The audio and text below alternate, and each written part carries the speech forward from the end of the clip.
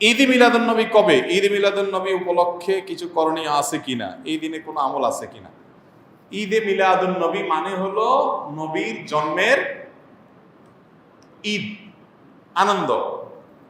তো ঈদ থাকলে তো ঈদের নামাজ থাকবে নাকি? তো 12 রবিউল আউয়ালকে যদি আমরা ঈদে মিলাদুন নবী বলি, তাহলে ঈদ তিনটা হলো, ঈদ উল ফিতর, ঈদ উল আজহা আর ঈদ মিলাদুন নবী। তাহলে ঈদ উল আজহা, ঈদ উল ফিতরের তো নামাজ আছে আমরা জানি, ঈদে মিলাদুন নবীর নামাজ কখন আছে? কোন নামাজ নাই।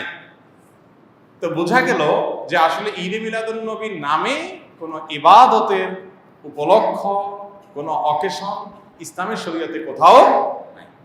তবে এটা ঠিক, এই কথাগুলো আমরা বললে আমাদের কিছু ভাই, যারা আমাদেরই ভাই, মুসলিম ভাই, হয়তোবা তারা মনে কষ্ট পান। তারা মনে করেন যে এরা নবীর দুশ্মন, এদের মনের ভিতরে নবীর মহব্বত নাই, নবীর ভালোবাসা নেই। ভাই, নবী সাল্লাল্লাহু আলাইহি ওয়াসাল্লামের জন্ম দিবস উদযাপন করলেই তার প্রতি ভালোবাসা আছে, আর না করলে নাই।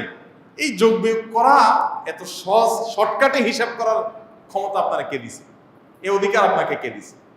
ব্যাপারটা এরকম হয়েছে যে দেশের প্রতি আমার ভালোবাসা আছে কিনা। আপনি আমার দল করেন, তাই আমি বলবো আপনি দেশপ্রেমিক। আপনি আমার দল করেন না, তা আপনি দেশদ্রোহী। ব্যাপারটা সেরকম হয়ে গেল না ভাই? আমার দেশপ্রেম জাহির করার জন্য আপনার দল করেও তাই প্রমাণ করতে হবে, এটা যেরকম অযৌক্তিক, ঠিক একইভাবে নবী করিম সাল্লাল্লাহু আলাইহি সাল্লামের জন্ম দিবস উদযাপন করে তার প্রেম, তার ভালোবাসা জাহির করতে হবে, এটাও এরকম অযৌক্তিক।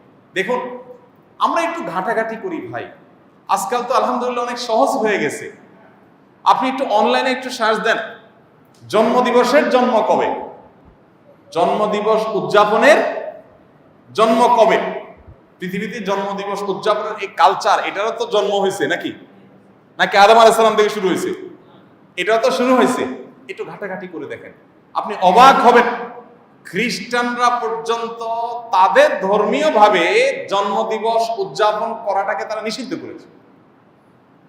আমরা যেরকম ফতোয়া দেই না, খ্রিস্টানদের ধর্মের মধ্যে ফতোয়া আছে জন্মদিবস উদযাপন করা যাবে না। কারণ এটা যারা করেছে পেগানরা, প্রকৃতি পূজারীরা, তাদের সাথে বিশ্বাসগত বিশাল সংঘর্ষ আছে। কাদের?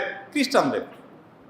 কালের আবর্তে খ্রিস্টানরাই এসে সেটা আবার নিজেদের গায়ে ধারণ করেছে। তারা এখন তাদের নবীর জন্মদিবস উদযাপন করে।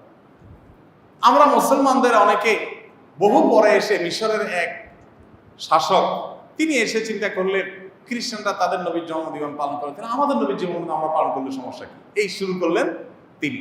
এবং তারপর থেকে এটা শুরু হয়ে গেল। ডক্টর আব্দুল্লাহ জাহির রহমতুল্লাহ রাহেবেলার বইতে বিস্তারিত ইতিহাস পাবেন, পড়ে নেবেন। তো আপনি একটু অনলাইনে সার্চ দেন না, তাহলে তো পেয়ে যাবেন জন্মদিবসের উদযাপনের জন্মটা কবে থেকে। আমাদের প্রিয় নবী সাল্লাল্লাহু আলাইহি সাল্লাম নিজে তার জন্মদিবস উদযাপন করেছেন? যদি করে থাকেন তো বছরে প্রতিদিন, প্রতি বছর 12 রবিউল আউয়াল তিনি বেঁচে ছিলেন 63 বছর, এই 63 বছরে প্রতিবার আসছে না? উনি ওনার জন্মদিবস উপলক্ষে এই যে র্যালি বের করা, জশ্ন জুলুস করা বা যাই করি আমরা, উনি কিছু করছেন কিনা? উনি নিজের, ওই যে কি একটা কথা আছে না, যার বিয়ে তার খবর নাই, পাড়াপড়শির। ওনার নিজের জন্মদিবস উনি উদযাপন করলেন না, ওনার 4 খলিফার কেউ করলেন না, কোন সাহাবী করলেন না। আমরা মহব্বত জাহির করার জন্য ওনার জন্মদিন উদযাপন করি। ব্যাপারটা কেমন হয়ে গেল? আল্লাহ আমাদের ভাইদেরকে সঠিকটা বোঝার তৌফিক দান করুন। যারা করছেন তারা নবী সাল্লাল্লাহু আলাইহি ওয়াসাল্লামের মহব্বতই হয়তোবা করছেন, তাদের প্রতি তাদের যে আবেগ আছে, তাদের যে নবীর প্রতি ভালোবাসা আছে, ভালোবাসাটাকে আমি শ্রদ্ধা করি। কিন্তু ভালোবাসা প্রকাশের পদ্ধতিটা অবশ্যই কি হতে হবে? সঠিক হতে হবে। অতএব ঈদে মিলাদুন নবী নামে আলাদা কোনো অকেশন, ইবাদত হিসাবে এরকম কোনো কিছু শরীয়ত রাখে না, এবং এটা না সাহাবায়ে কেরাম, খুলাফায়ে রাশিদিন কারোর মধ্যে এর কোনো নজির ছিল।